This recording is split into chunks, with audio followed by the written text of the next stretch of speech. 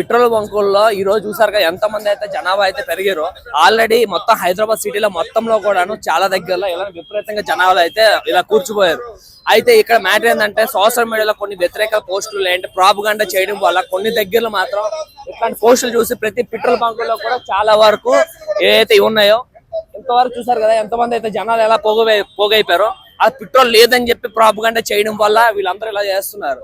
అయితే petrol price ఒకవేళ తక్కువ నిజంగానే తక్కువ అయ్యింది అనుకోండి పెట్రోల్, దాని ప్రైస్ అయితే పెరగాలి. కానీ ఇక్కడ ప్రైస్ పెరగలేదు, ప్రైస్ అయితే అదే ఉంది. సెంట్రల్ గవర్నమెంట్ లో ఆల్రెడీ మోదీ అయినా సరే సెంట్రల్ గవర్నమెంట్ ఆఫీషియల్స్ అయినా సరే చెప్పడం జరిగింది ఏమని, ఆల్రెడీ ఫ్యూల్ అనేది మన దగ్గర 70 రోజులకు మించే ఇంకా ఎక్కువ ఉందని చెప్పారు.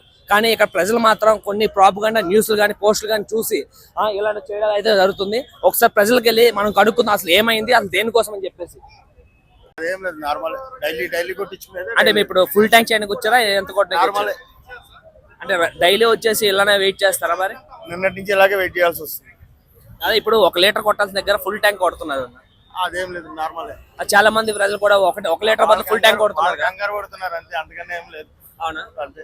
మరి సోషల్ మీడియాలో విపరీతంగా అంటే తప్పుడు పోస్టులు చేస్తున్నారు, దాని వల్ల ఫ్యూల్ లేదని చెప్పేసి అయితే అంటున్నారు చాలా మంది. జనాలు ఇష్టం అది. అంటే సెంట్రల్ గవర్నమెంట్ ఆ రోజు చెప్పింది కదా, గవర్నమెంట్ చెప్తుంది, అన్ని చెప్తున్నారు, ఎవరు పట్టించుకోవట్లా. ఫుల్ ట్యాంక్ చేయించుకుంటున్నారు, వెళ్తున్నారు. కానీ వాళ్ళకి అంతే, అందరికి ఇబ్బందే కదా. ఇలాంటివి చేయడం వల్ల మిగతా వాళ్ళకి ఫ్యూల్ దొరకడం కష్టం అవుతాయి కదా. అంతే కదా. మరి ఒకళ్ళు ఫుల్ ట్యాంక్ చేయించుకునే బదులు 10 బళ్ళు వస్తాయి కదా. 10 బళ్ళు వాళ్ళు డైలీ జర్నీ అయిపోతుంది కదా, డైలీ కొట్టించుకునేదే. ఎందుకు కంగారు పడుతున్నారు జనాలు?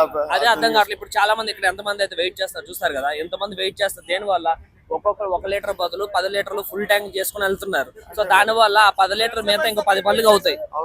కానీ ఇక ప్రజలే అంటే పెట్రోల్ అయిపోతుంది అని చెప్పి భయంతోనే వస్తున్నారు అంటారు ఇక్కడికి. అంతే, అదే భయంతోనే కదా.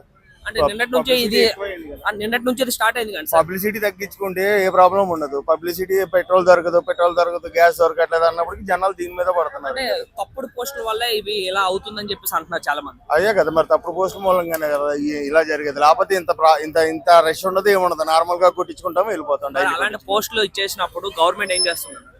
అవి మనకి తెలియదు కదన్న, వాళ్ళు చూసుకోవాలి కదా. గవర్నమెంట్ వాళ్ళు చూసుకోవాలి, పబ్లిసిటీ చేసిన వాళ్ళు పట్టుకోవాలి. అది అందుకని ఇంకేముంటది. థ్యాంక్స్ అండి. ఓకే.